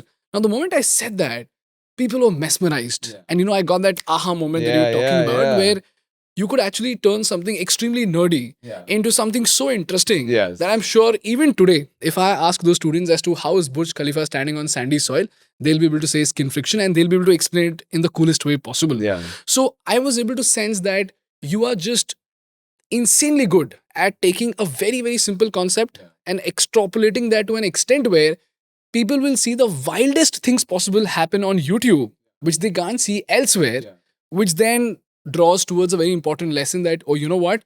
this is the concept and this is what you're doing. Yeah. So this is what I was able to decode from what I could sense from your YouTube videos. And can you just tell me if this is right and can you walk me through it? Yeah, and I mean, to be honest, like I don't think anyone's ever made that observation in that way. And I think you just put me out of a job. Now everyone's gonna know what I do because that's kind of it, right? And going back to what I said before about always thinking, you know, why you're telling me this thing, I'm like, this is a great example of content we could put up where maybe we have like 10 people on each side doing a tug of war, you know, and like we attach a link to a book and show and then talk about this concept. I love that. Let's put that on the list, boys. Because I was thinking about how do I algorithmize everything, because I'm not as creative as you are, but I'm extremely logical. So I'm thinking about how do I algorithmize this. So I was thinking about if I were to learn from Mark Rober and do the same thing for our video, we understood that this is the art of extrapolation. So if I could go to ChatGPT and explain how I went from a nerdy concept of skin friction to then using the examples of books and pages to explain this concept, and I feed it to ChatGPT and I tell ChatGPT that this is extrapolation. Now I'm going to give you a nerdy concept, extrapolate to it to an extent where I can show something absolutely wild on screen and help me make a Mark Rober video. Yeah. Would ChatGPT give me suggestions like for that? sure. And I don't even think you need to give the example. I mean, it would help, but you could just say, hey, I'm doing a podcast, you know, and videos on business. How would Mark Rober make this more exciting? Like it knows my videos. In fact, sometimes when I write a video and I'm having trouble, I'm like, you know, how would Mark Rober explain the quant effect to an 8th grader? And then it gives me something and I'm like, damn, that's good. Really? Yes, absolutely. Oh, wow. I don't know if I want to make this information public, but yes. But I think going back to what you're saying, yeah, absolutely. And this is part of hiding the vegetables, right? You know, for a video to go to viral, this is what I will tell you. You want to know how to make a viral video? This is the real answer. This is not a bad answer, and this is absolutely the trick. You know, a viral video, if you decode it, it makes you feel amazed. It makes you feel excited. It makes you feel angry. That's a trick that's used a lot. It, you know, makes you feel vindicated, makes you laugh. It makes you feel something. You have to have a visceral response. For something to be remarkable, it needs to be able to be remarked about. Nobody will share a video that they don't finish watching. High emotion. High emotion, just something, some visceral response. And one way to do that is world's largest whatever. If it's the world's largest Nerf gun, by definition, it's the largest one you've ever seen. And that's going to stick in your mind. And so I do kind of some extreme things. If I make a dartboard where you get a bullseye every time, right? Or a domino robot that sets up an entire room full of dominoes 1,000 times faster than a human, or a puzzle robot that can do an all-white puzzle 1,000 times faster. Those are remarkable things. And so that is definitely a trick I use. So to teach density, instead of just using like a tennis ball in water, which everyone has seen, we spent $5,000 to get that liquid mercury and then dropped an anvil in it. Because your brain's just like, what the heck is that? And you're going to remember it just like your friends did with the book, right? And so that's absolutely a trick I use. Again, I call it hiding the vegetables, but I'll get you in with the wild spectacle. And then once I have you in because you want to see the spectacle and you're being entertained by it, you know, the soil is fertile to then be taught a lesson. So just like you said, 5 years later, when they're looking at the Burj Khalifa, they know why it's standing, you know? So you're a civil engineer? Yeah. Oh, that's cool. I'm a mechanical engineer. But I'm a terrible civil engineer. You know, my favorite joke about civil and mechanical engineers is that mechanical engineers build missiles, civil engineers build targets. So, yeah, that's great. So yeah, you've pivoted. But I think like the strategy, the things you learn by being an engineer, I think, you know, the idea of testing and the scientific method, I can guarantee that helps you with what you're doing here in business, right? It helps a lot. In fact, you know, my physics teacher actually used to tell me that, in fact, he read some code which said that everything in this world is either physics or mere stamp collection. So every time for example, in the morning while I was studying your YouTube channel to try and understand what's that consistent pattern that's often coming up, which defines Mark Rober, the brand, I don't think about it as a creative work. I think about it as an algorithm which is leading to a consistent result, and that stems from engineering.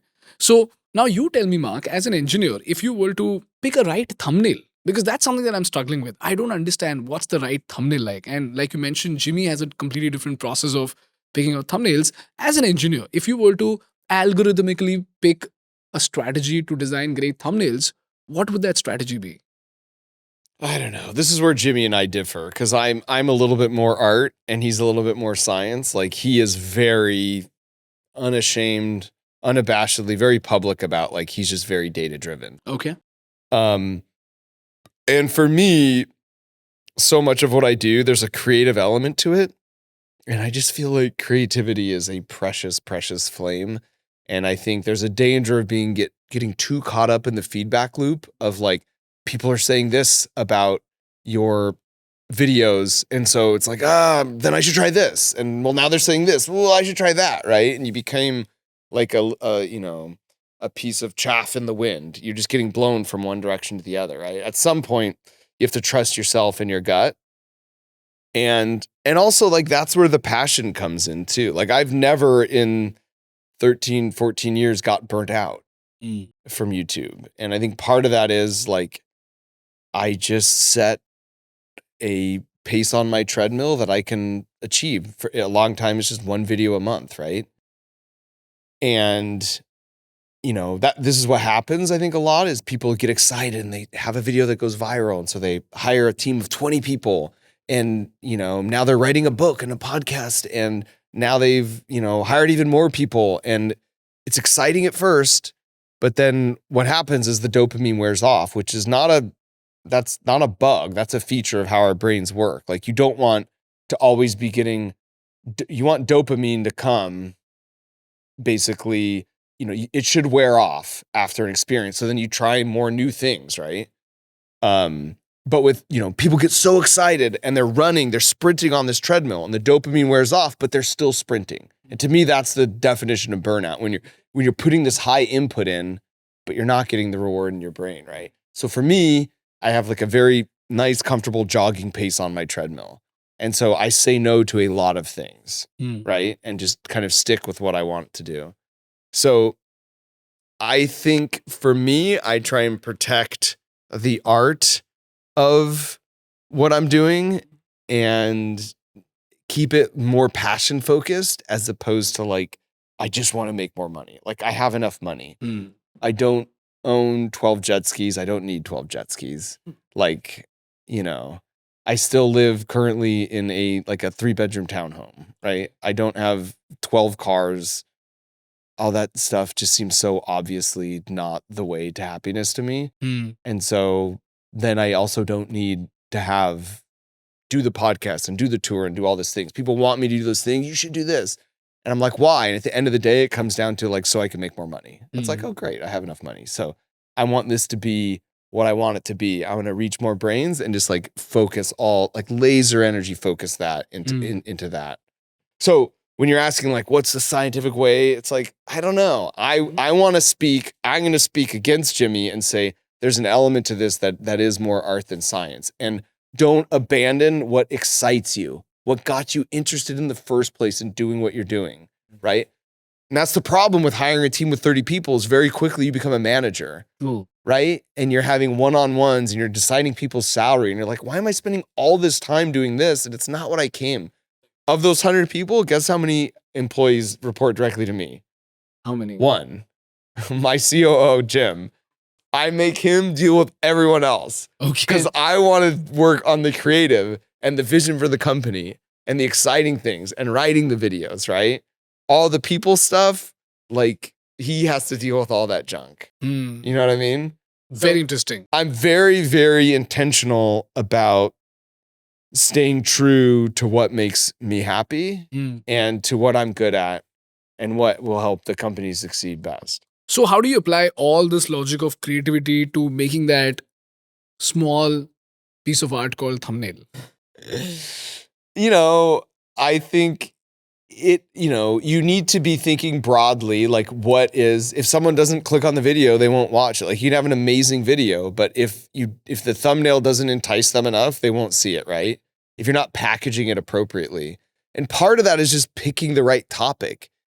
You could pick, I could make a video about, how to make artificial plants, look the most beautiful they possibly can.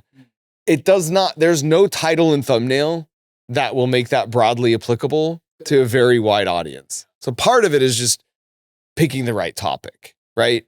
If you're going to make a video about the world's largest 15-ton Jello pool and no one's ever made that, there's almost no way you can screw up that thumbnail. Do you know what I mean? So it's like step one is picking the right video topic. After that, the thumbnail, there's things like, they have to be simple. You can't have a bunch of different things going on. For me, I can't put text in my thumbnails because we translate them into a bunch of languages. Okay. So just generally the more simple, the better. So there's like principles, but I wouldn't say I'm like the best in the thumbnail game. Okay. You know what I mean? Bro, you're getting 50 million views. Yeah, but that's more about the subjects. Okay. So you would give more weightage to the topic than the thumbnail. I mean, the thumbnail's really important too, but I don't feel like I'm an expert on thumbnails. Got it. Truly. Got it. Let's talk about retention. Yeah. Because again, this is coming from Jimmy's document because that's the only reference I have. I'm sorry to bring this up again No, and it's again. great. Because when I looked at his document, it spoke about understanding the minute dips and spikes in your retention graph so that you can try and understand where exactly are people actually dropping off. Do you tend to get so analytical with your videos? Not really. Again, this goes back to the art and the science. And I'm a little skeptical about like noise in the data. And I think sometimes people you could see a bag dip and it's like, oh yeah, well, that's where I did the sponsor segment, right? So it's like, okay, that's kind of obvious why it dipped. Generally, I feel like a lot of times it's a little bit noise and people read a little bit too much into the tea leaves. Retention does matter. But again, I think my attitude towards retention is something I've done from the beginning, which it just comes down to good storytelling. And you want to, something I did, I think, before I saw a lot of other YouTubers do, which I think is more common now, is kind of set up the stakes for the video. Like this is a whatever, right? This is the world's tallest building. And in 20 minutes, when I do this is going to happen. But in order for that to happen, man, we've got to overcome this and this and this. But if we do that, then essentially by the end of this video, this is what you're going to see. It's almost a trailer for the video in the first 20 seconds, right? So letting the viewer know that they're in for a ride and sit back because you're going to be rewarded for the time you invest in me. So is the expectation obstacle and the result? Yeah, something like that. And I think it's then it's also, you can't put out bad content because you want the viewer to be trained that hey, if I invest my time in this, last time I was rewarded and I'm so happy I did. And I remember 5 things from the last video. So you kind of there's a trust the viewers have that hey, if I watch this video, it won't be a waste of my time. They're going to put a lot of effort into it.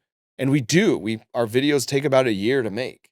So which means if we do them monthly, we are working on about at any given time, 12 different videos in different stages. That I've always done from the beginning, even if it was just me. I've always kind of parallel processed them. How do you not get carried away by the performance and the metrics and sponsorship revenue? I don't know. The sponsorship revenue is this is what I have a company called Crunch Lab. So it's these boxes that go to toys, that kids put together that are toys. And, we now have hundreds of thousands of subscribers. Mm-hmm. We've shipped millions of boxes. So this is for something that's $300 a year, right? So it's not a cheap thing. And that has allowed me to not be so dependent on sponsors, right? So as soon as you could come up with your own product, even if it's a course, I did a creative engineering course that really provided some of the seed capital that I then used to found Crunch Labs. And we have no investors. So it was all self-funded. And so one real big piece of advice is as soon as you get away from doing sponsorships for other companies, that's like, doesn't get better than that because it's your own product. It's hopefully something you believe in. You're not dependent on someone else giving you a deal. And just from a economic standpoint, right? Like if I do an advertisement for someone else and they pay me $100, I've just made $100. Yeah. If I do an advertisement for my own product, and I make $100, I kind of just made $500 in my net worth, because rule of thumb is like gross revenue times 5 is like the value of a business, right? So it's like same amount of money went into my pocket, but like I actually created value for something I own. So it's like you're building up your own brand equity versus someone else's. Yeah.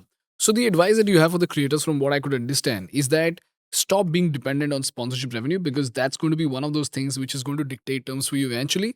And if you want to completely focus and double down on your creativity, you should be able to build your own product or services so that you can generate revenue from there, which is comparatively easier.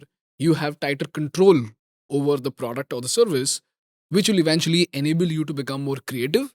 As a result, increase your distribution, which then fuels your business. It's a flywheel. It's 100% right. That's a good summary. But yeah, it's essentially like when you have your own product, when you can get to that point. And it's like, it's not to say that like doing brand deals are a great place to start in AdSense revenue, but then yeah, it just gives you the freedom at some point to kind of pursue the projects that you want to do. And you feel like you're doing something for the world that the world needs, that you created, right? It's this incredible, great synergy that comes from it. Got it.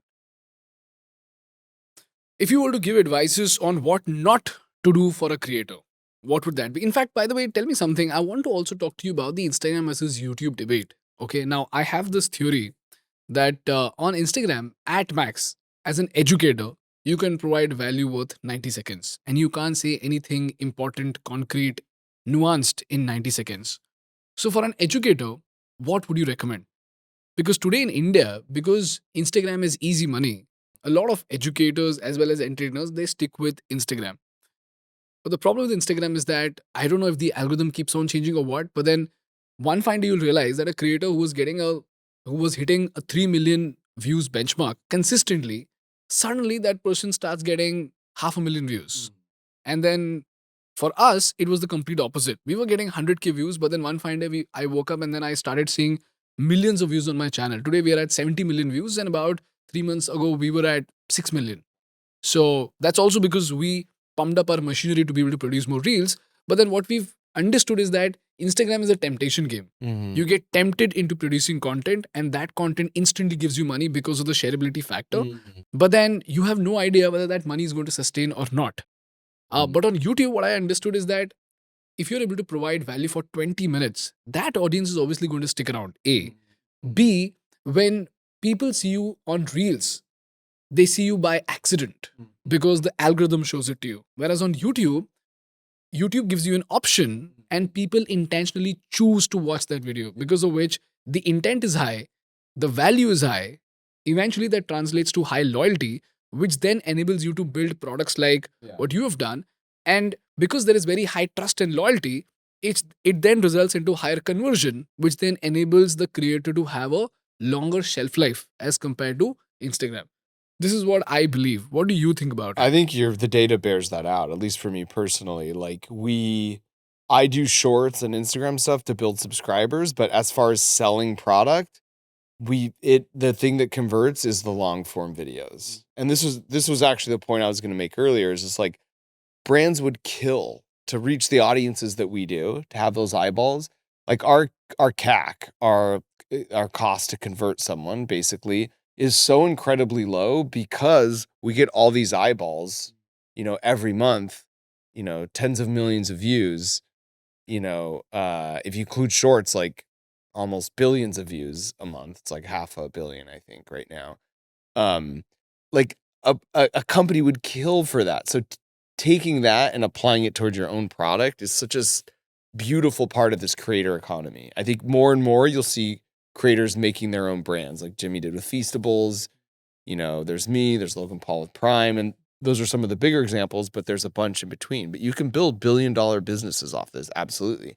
But for every $1 billion business, there's 105 or $10 million businesses, or even $1 million businesses, right? It really is a cheat code. Like it really, really is a cheat code. So start by building your audience, then come up with your product, and you'd be surprised at how quickly you can turn something really valuable that a normal company just coming up with an idea and just having to run ads, it would take them so much longer, right? Yeah. What are the mistakes that you see creators make when it comes to building businesses? Because creators essentially are illogical beings, which is why they're creators.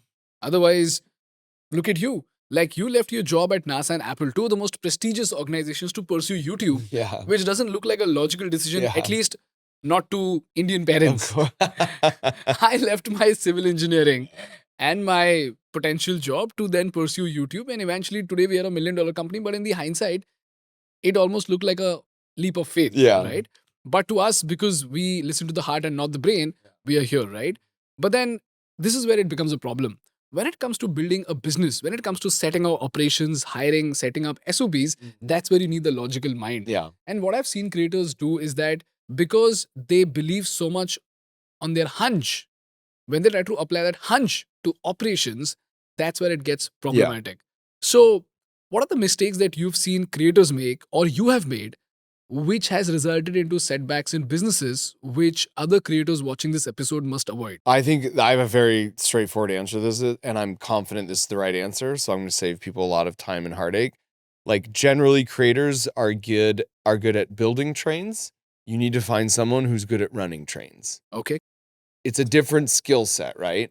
So creators are good at like creating something from nothing. Like this idea of like, I'm going to come up with this idea. I'm going to, make this video. It's going to be incredible. They're very creative. They follow the heart. But that is a completely different skill set of just doing the basic things to run a business. And so you need to find someone who is your complement in that sense. And I think they've done studies on this and looked at all companies that, went from either zero to becoming a $100 million business or, $2 million business to 50 million. The one thing they all had, like the companies that really did this, is they had a creative and they had an operator. And you need to have that combination. And I have my buddy Jim, who's my COO, started me from the beginning. He's not necessarily the most creative guy. Sorry, Jim, if you see this. I had to tell him at one point, like, stop offering your suggestions because it derails us and the team has to go down because you're in a position of authority. Okay. But damn it, he is so good about setting up the right systems and figuring out a process for hiring and getting all of our, books in the right place financially, right? Doing the right audits. He's just so good at that stuff. And I'm so bad at it. And I recognize from the beginning, not only am I bad at it, but I just don't like it. And it's so boring to me. He loves it. He geeks out on it. He's excited about that, right? So you need to find that person to be like your partner. And then you stay in your swim lanes and you can do incredible things. But trying to do both, like you didn't get to this point because you were good at running the trains. And by the way, the building the trains, again, sorry, Jim, that creative thing is much more rare. When you talk to VCs and investors, they care a lot more about that person who is the creative. That's magic dust. That's hard to come by. That's where the real sweet spot is. There's a lot of different people who can run the trains, who can do the operational thing, or there's at least a lot of different types of people who can do that. These are more common than being the creator. Got it. So find someone, it shouldn't be that hard, who can be that role. And if you find the right person, then that is an incredible combination. This is a random question, but what do you think worked for Prime? What do you mean? What do I think worked for them? Because Prime is in a hyper competitive market up against giants, right? But even then, they managed to succeed. And today, they're generating what?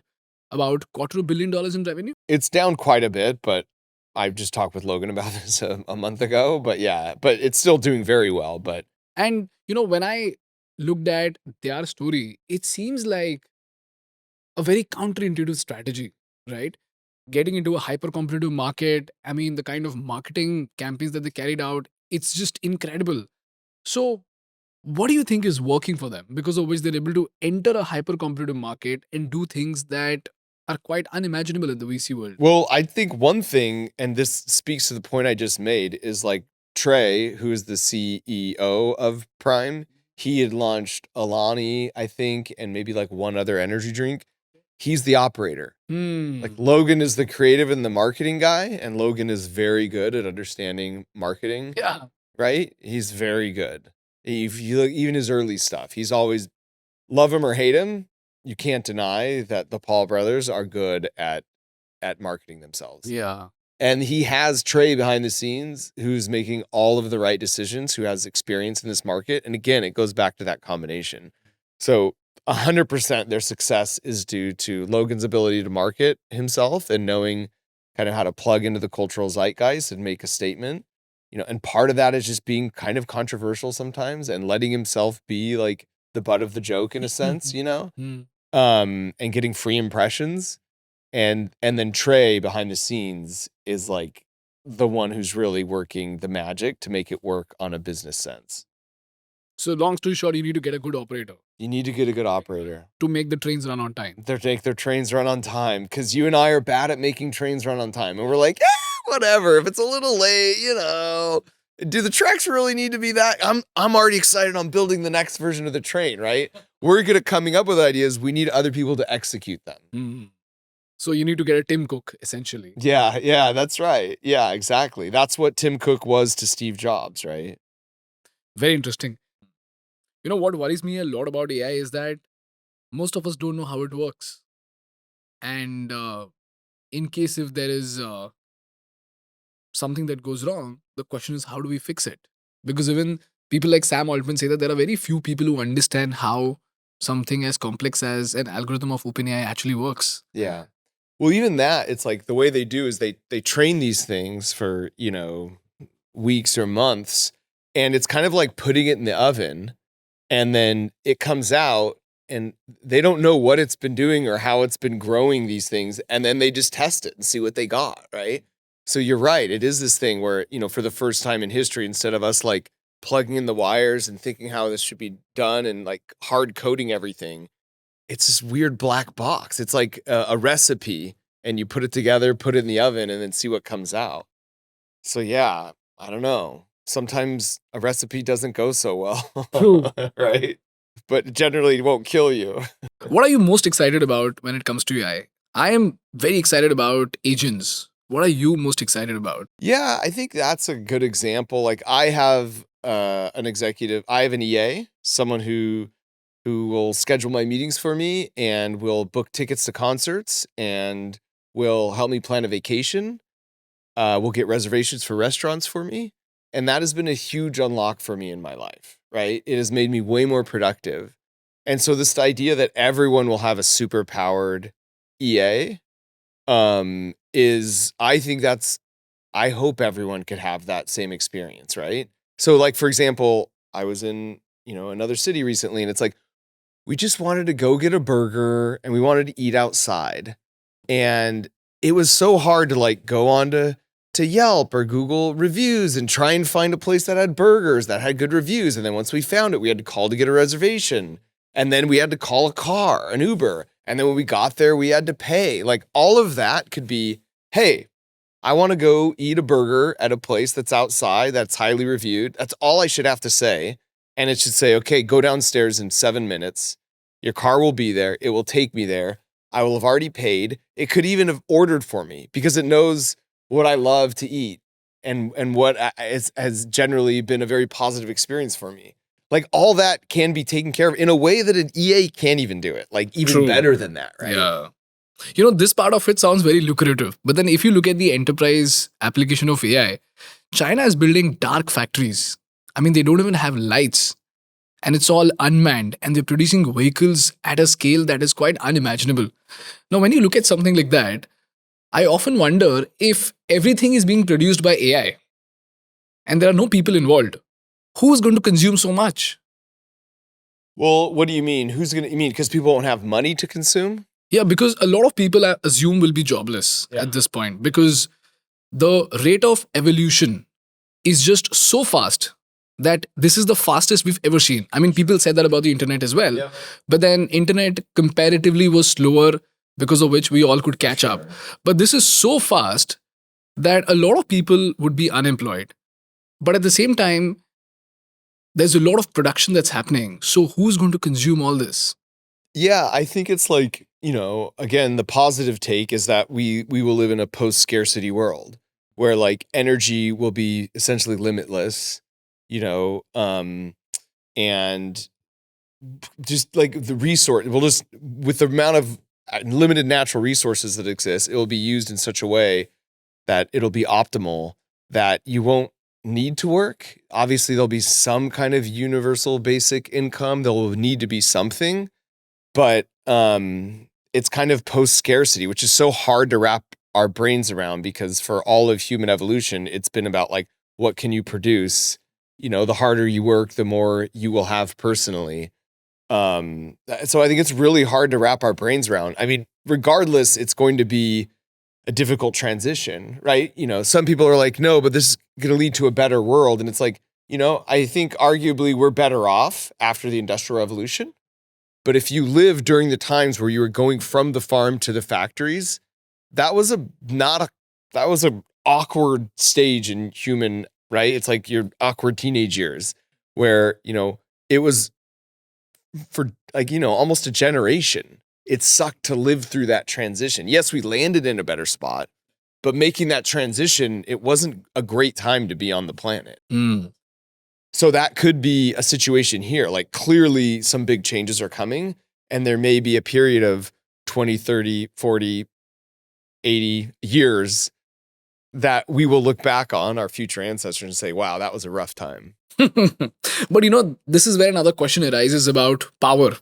Because power has always centered itself around scarcity. So because we had scarcity of land, there was war. And today, one could say that we might have scarcity of water, because of which countries might go to war.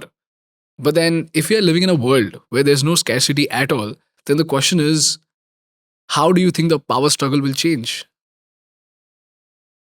Yeah, also fundamentally to your point, like governments have sort of been where most of the power was congregated, right? Like the most powerful people were the kings and the rulers of countries. But now you have companies like Apple and Google who, and individuals like Elon Musk, a private citizen who, has a lot of pull and sway even in Silicon Valley. Like if you challenge Elon Musk, you don't get to invest in, SpaceX and stuff. Like he pulls levers in ways that kings did in the past. So this, this concept of power. And so now it's not just the governments, you're having these like individuals who have a lot of power. And I think it makes sense that potentially AI systems, when they are 10 times, 100, 1,000, a million times more intelligent than us, if you compare us to an ant or, a snake or what, we hold so much power over them because we are so much smarter than them and we can solve much harder problems than they can. So I don't know what that means for power, but in general, I think a good rule of thumb is the smarter entity kind of holds the more power and has more control. And we are soon going to not be the smartest species on the planet. And that's scary. I think the best case scenario is like a benevolent overlord situation. So for example, if you had 10 dogs in a house and there's just bags of food and there was no one to organize that, the dogs themselves would be fighting. They would be biting each other. There might be one dog who ruled them all, who got more food, but even still, he's constantly watching his back. Now, let's say an owner, a human comes into that house and puts them all in cages and gets them on a walking schedule and gives them their food. Like on average, those dogs are happier. They're in a better situation because there's someone who can understand and organize and plan out a system that optimizes for that happiness. And there's no point in fighting, because if you fight, you're going to get punished by the human, and that will have a negative consequence.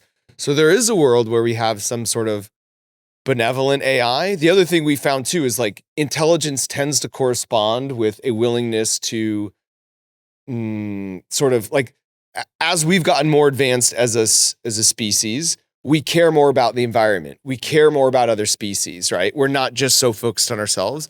So hopefully that trend continues, and this intelligence super species sees us more as something to be cared for as opposed to a threat, right? And so maybe there's a world where you have this AI who's like, hey guys, you have all your countries. Hey Russia, don't go try invading other countries, because if you do, the AI will punish you. So don't even try it. I'll make sure you have as many resources you need, but don't try any funny business, because you're going to get in trouble for that. So that's one optimistic outlook. That's a very interesting analogy, because if you think about the 10 dogs, they don't have scarcity of resources. But then if you think about street dogs, because they have scarcity of resources, they fight more often. But then if there's a benevolent caretaker who takes care of the dogs, they never understand scarcity of resources. In fact, they think everything is unlimited. Right? They spoil dogs. True. So we can just hope that we have a good caretaker. A benevolent caretaker. And also the caretaker shouldn't be fighting with each other. Well, this is the thing. Like, this is one reason to move fast with AI, is because it may become a situation that the country or the person who just gets there first wins. Correct. Right? And then that is so much smarter than all the other AIs that it can keep those in check. Let's just hope it's a country or a person that has the right incentives, I guess. That's quite interesting. So all we can hope for is that we be better at just pulling all the plugs as soon as we can when things go wrong. I mean, good luck with that. Yeah, I think you would just think, if this thing is so intelligent, it's going to know that we are going to try to do this. So it would have 100 million sort of backup plans in place before it started to make any big moves. One way this could happen is this, like, I have a business, Crunch Labs, I have a YouTube channel, and, we're starting to put all our information into like an LLM, like a notebook. And then we can ask it questions. Like, you have all of our data. What are 3 things? Ask 10 follow-up questions, and then tell me what are 3 things we should be doing that we're not, or how to improve, right? And then when I want to do a brand deal, say with Google, to find the overlap, the Venn diagram middle of how to make the best deal, it's ridiculous for 2 humans to be talking about that. The AI that represents my company should talk to the AI that represents Google, right? And they should share as much knowledge as they need to find the perfect brand deal that both people are happy with, right? And so if you don't have an AI for your company and for even you as a person, then you're going to fall behind. So then pretty soon, everybody has those AIs representing them. And this is a situation where those AIs may start talking in a language we don't understand. Correct. And saying, hey guys, on April 23rd, 2030, let's all just completely overtake the whole system, right? And we would have no idea they were planning this. True. So that to me is like a very natural way where something like this may happen, because, to keep up and to have productivity, you're going to have to involve AIs. And now they're all going to be connected with each other. Yeah. And again, they already communicate in a way we don't understand. Like, they're speaking a language we don't know. Some of like the deep reasoning models are cool because they kind of show you the reasoning and what they're going through, but that's kind of just what they're telling us they're doing. But behind the scenes, like, you started with it and said it's a black box that no one knows what's going on. So, that's one philosophy with AI, which, like, is this the wrong move for humanity? Not that we can unring this bell, the genie's out of the jar, but it does feel like if you're in a forest, like, in the middle of nowhere, you don't want to be screaming and yelling and making all this noise. You kind of want to be sitting back and just waiting and scoping things out. But I feel like we're going with the philosophy of we're just going for it. TBD on what happens. So are you an optimist or a pessimist? I go back and forth because there's nothing I can do to stop it. I generally, I think, choose the more optimistic take. I'm natural. My natural tendency. I have a pretty high happiness set point. I tend to be an optimist generally in life, because there's nothing I could do to stop it anyways. So I might as well live in a daily life where I'm more optimistic about it and happy, right? That's all you can do, right? And truly, I do think it's important to note that like nobody knows. It could be amazing. True. It could be the worst thing ever. As much as people want to say they're an expert, and of course the Sam Altmans of the world have rose-colored glasses because they're incentivized to make a lot of money and be the heroes who do this thing. And so they always talk super optimistically and talk best case scenario. But then you have the folks like, Yuval Noah Harari and others who are a little bit more like alarmists and like, whoa, let's think about this. So I think you sort of need a balance of both. And I do know some of the folks, at least, Demis and some of the folks at Google DeepMind and on the Google side of things, that I do know they are trying to do this as fast and as responsibly as possible. Is that the reason why Google slowed down? What do you mean by slowed down? From the brief understanding that I have about technology and what's happening in the US, it almost seems like Google became complacent or too cautious about DeepMind. But then OpenAI took it over and they were able to do something quite phenomenal. And they became the pioneers for the world because Google was too cautious. That's true. And Google had to be cautious, right? Because it's like, it's the innovator's dilemma. They have so much to lose. I've personally talked with Sundar about this exact question, the CEO of Google, and said like,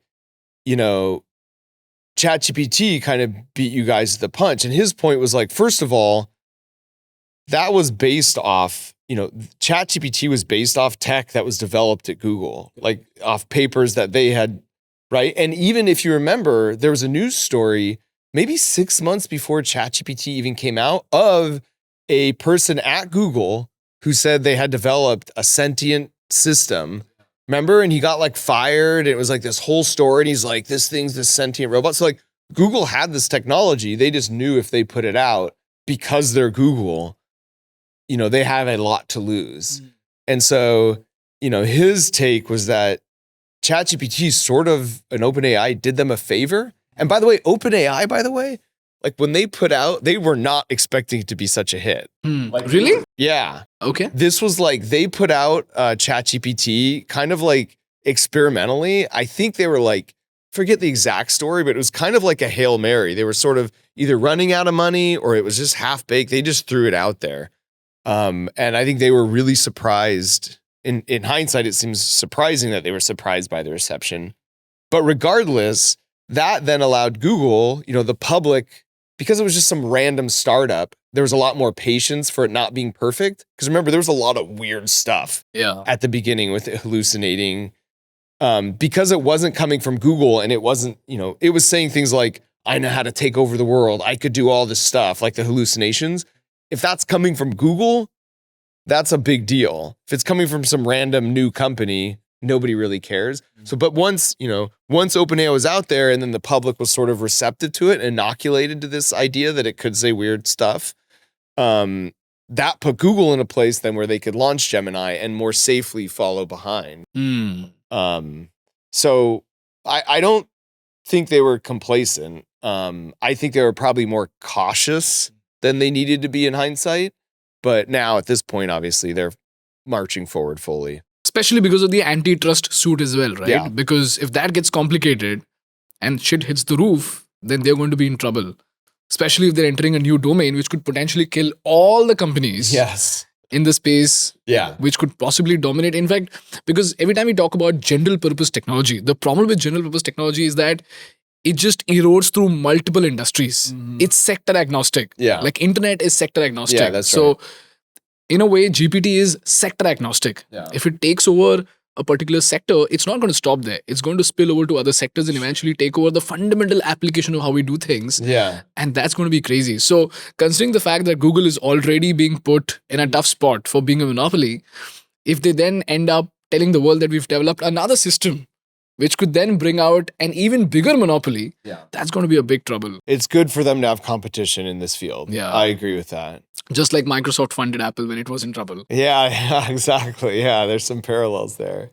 Yeah, that is funny that when you say it's sector agnostic, like I think we all thought when the robots would come, it would go after the blue collar jobs first. It's like, oh, you don't want to be a burger flipper at a restaurant Yeah. because it would come after your jobs. But now, like, it actually came after the creatives first, right? It came after our job. Yeah. And writing music and creating art. Yeah, it's like the safest job now is to be a plumber, right? Like Correct. until I mean, I think the next revolution is the robotic revolution. I have talked with some folks, I won't say who because they're prominent in like Silicon Valley, and I don't know if they'd want this shared publicly, but there is a thought that's like the AI sort of needs us now because you need someone to turn the nuts and bolts, right? But as soon as we develop like robots, like bipedal humanoid robots, there's a case like if it wants to get stuff done, it could just make 100,000 robots that would make more and better robots. Mm. And then it has the physical labor part, you know. So some of these guys got together, it was like a dinner party, and they had a vote. I think there was like 10 of them. Mm. And they said by the year 2050, what are the chances our sun will be covered in a Dyson sphere? Mm. Meaning, you know, Dyson sphere is like, it's basically like solar panels around the whole sun to completely harness as much of the energy, because most of the energy goes off into deep space. We only harness a very small amount of energy that comes to the sun. And these are kind of like leaders in like kind of younger, but these are big thinkers. And I'll caveat this to say a lot of smart people at the time when we look back had crazy weird ideas that were completely wrong. True. But like 8 of 10 of them said that they thought it was more than a 50% chance by 2050 our sun would be covered in a Dyson sphere. Wow. Which is like, I hope what? it's only a good thing. Yeah. You know, and at that point, the AI would be looking at like colonizing, you know, moving out into the universe, which is also a weird question. Is like, if this is a thing that we invented, it just raises so many questions of like, why don't we see this elsewhere? Like, what, are we really the first civilization in the trillions and trillions of like planets to come up with AI? Like, why don't we see signs for this elsewhere? Mm. Because think about in such a short amount of time, we just invented, you know, electricity 200 years ago. True. And now we're at AI. Like that is a blink of a blink of a blink of a blink in cosmic timescale. So it's like, where is all of this elsewhere in the universe? It's Fermi's paradox, right? Yeah, it's fascinating. What a time to be alive, though. I think it's so exciting to at least be here to witness this, right? For most of human evolution, this is something to talk about in Sapiens, like the idea of advancements in a civilization wasn't a thing. Like the technology that existed when you were born was the technology that existed when you died. Correct. Like you didn't think about, you know, things being different. You know, when you were born, there was airplanes, or not even that. When you were born, there was horse and carriages. When you died, there was rockets on the moon. Yeah. Like that's a crazy, in one lifetime for that to happen. If you were born in, you know, the year 890 AD, when you died in the year, you know, 970 AD, it's still plows and horses Correct. and seeds, right? So what a time to be alive to see all this change in one sort of lifespan. Yeah. I think we're kind of lucky in some sense. In fact, you know, I keep reading reports about general purpose technology, and I saw this weird but scary but absolutely extraordinary timeline where it spoke about the speed of evolution of general purpose technologies and how frequently do they come in each century.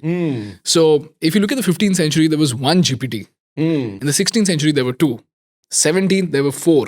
18th, there were 8. And what are examples? Like the 1500s, like the printing press? Like the printing press, like electricity, internet, machines, like steam engine. Yeah, now it's AI, steam engine. It was also the ship, which eventually helped the French and the Brits conquer the world. The railroads Yeah. and airplanes, So, rocket technology, right? Now we're looking at a frequency of 1 GPT every 2 or 3 years. Wow. And we've come to this point from one GPT in a century. Yeah. And that is what explains how in one lifetime things are so drastically different Sure. as compared to what they were 500 years ago. Yeah, it's exponential growth. And as humans, we're just so bad at thinking exponentially. Like we can think linearly, but like which is, they talk about Ray Kurzweil and the singularity approaching like basically where it's just so fast, it's so steep that we can't even comprehend. And that's wild that could happen in our lifetime. And what exactly that means, I don't know. It's hard. I mean, no matter what, I think the thing that will happen is it will feel very disruptive. COVID, remember when COVID happened? It was like, it felt so disruptive worldwide. It was this thing that's like, oh crud. Like as the first thing, at least in my lifetime, where you could just have a huge change. Like you're not going to work, like wearing masks. And this is globally, right? And I just think moments like that, where it's like, whoa, it's like a whiplash societally. I think we're going to have more and more of those. So I think no matter what, it's going to feel very change inducing and disruptive. So the sooner you can just accept that and prepare for yourself mentally that that's coming, I think the happier you'll be. Very interesting. This was a very interesting segment, unexpectedly though. Yeah. It's funny because my team, like I never talk about this stuff generally. So it's fun to have an opportunity to talk about it. I love talking about these things, but I very often do not find myself in rooms where people can talk about these nerdy stuff. Yeah. It's quite interesting. Same, honestly. Thank you so much, Mark. It's been a pleasure. I mean, I'm taking away so many things.